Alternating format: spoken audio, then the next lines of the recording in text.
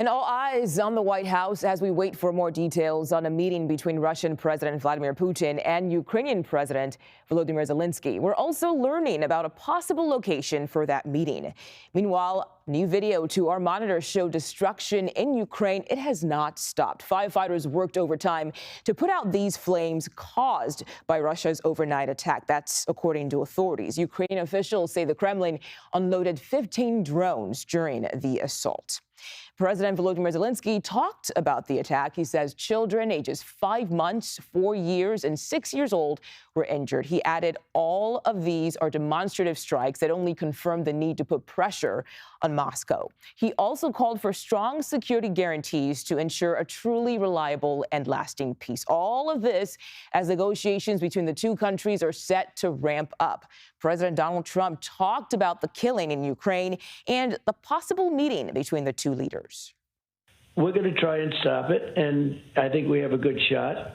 I had a very successful meeting with President Putin. I had a very successful meeting with President Zelenskyy, and now I thought it would be better if they met without me, just to see. I want to see what goes on. You know, they had a hard relationship, very bad relationship, and now we'll see how they do. And if necessary, and it probably would be, but if necessary, I'll go and I'll probably be able to get it closed. I just want to see what happens at the meeting. So they're in the process of setting it up, and we're going to see what happens.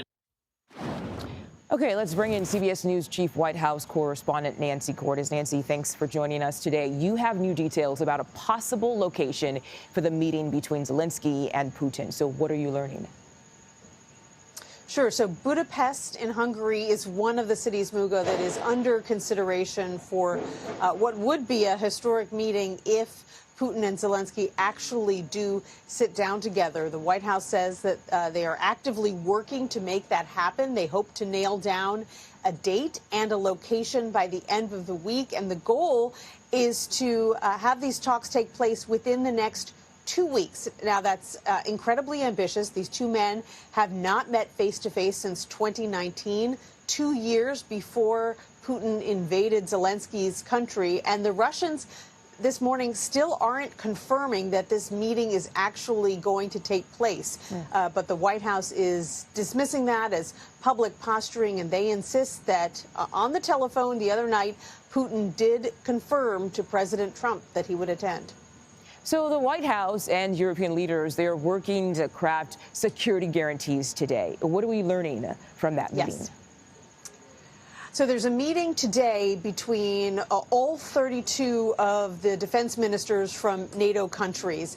They are going to be holding a virtual meeting that includes the U.S. The chairman of the Joint Chiefs of Staff will be in that meeting as well. And what they are trying to do is hammer out in very short order a plan to provide security guarantees for Ukraine once the war is over. What does that look like? Are there troops on the ground? Is there air cover that would be provided?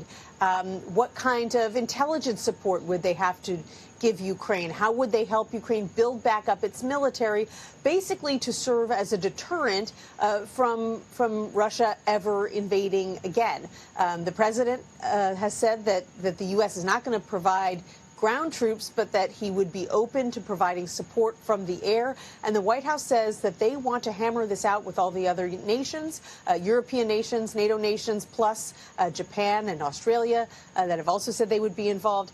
They want to get this done and have some kind of a framework in the next 10 days, Mugo. Okay, we'll wait and see what they come up with. CBS News Chief White House correspondent Nancy Cordes, thank you for your time today. Let's continue the conversation with CBS News senior national security correspondent Charlie Daggett. Charlie, good to see you today. Russia's foreign minister Sergei Lavrov talked about the security guarantee discussions that are happening today. He says they are a, quote, road to nowhere without Russia involved. So what are you looking for as the West scrambles to hash out guarantees for Ukraine? Yeah, hello again, Mugo. What Lavrov was referring to is actually it's kind of self-evident that Russia has to be part of those security guarantees. He called it a utopia, if not. In essence, Russia has to sign off on it for any peace negotiations to take place. He also walked back the likelihood of a summit between Presidents Putin and Zelenskyy, at least in the short term. So, I think we have to look at this sequentially, what comes next. As Nancy said, the chairman of the Joint Chiefs of Staff, Dan Kane, and America's top commander in Europe, they're going to take that, have a virtual meeting with 32 members of NATO. We know from President Trump's remarks, the United States will support European forces, but only from the air and not the ground. So, but we also need to know whether that includes things like intelligence and surveillance sharing, with European partners. I struggle to say NATO partners because that's kind of the term we're trying to avoid. But that would be part of any operation, any NATO operation, like similar to Afghanistan. Although, again, this is not a NATO operation. And there's already been pushback from the Kremlin, again, warning that any NATO role in Ukraine could amount to an uncontrolled escalation. So there are a lot of questions there. Yeah. And Lavrov also says the Istanbul Agreement of 2022 would be a good example of a framework. But can you tell us what that is about? I'm curious about this one. Mugo, it's very telling. If you wanted to know what Russia considers its starting bid, the fact that he referred to those failed Istanbul talks, I think it's very important, first of all, to frame when those talks took place. This is like a couple months into the invasion, when it looked like Ukraine was possibly going to lose. I was there. The Russians had come within like 20 miles of the capital. So Zelenskyy at that point was literally negotiating for the fate of his country. But then Russia was demanding kind of what it's demanding now. All the land that it occupied, which was a lot more then, as a matter of fact, than it does now. The Ukrainians have been able to push them back. And the provinces it claims but does not fully control. Again, that's what Russia is demanding now.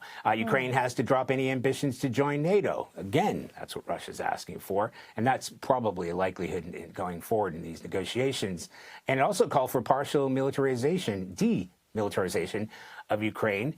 That the international community recognize territory that's annexed, including Crimea, and that all international sanctions be dropped.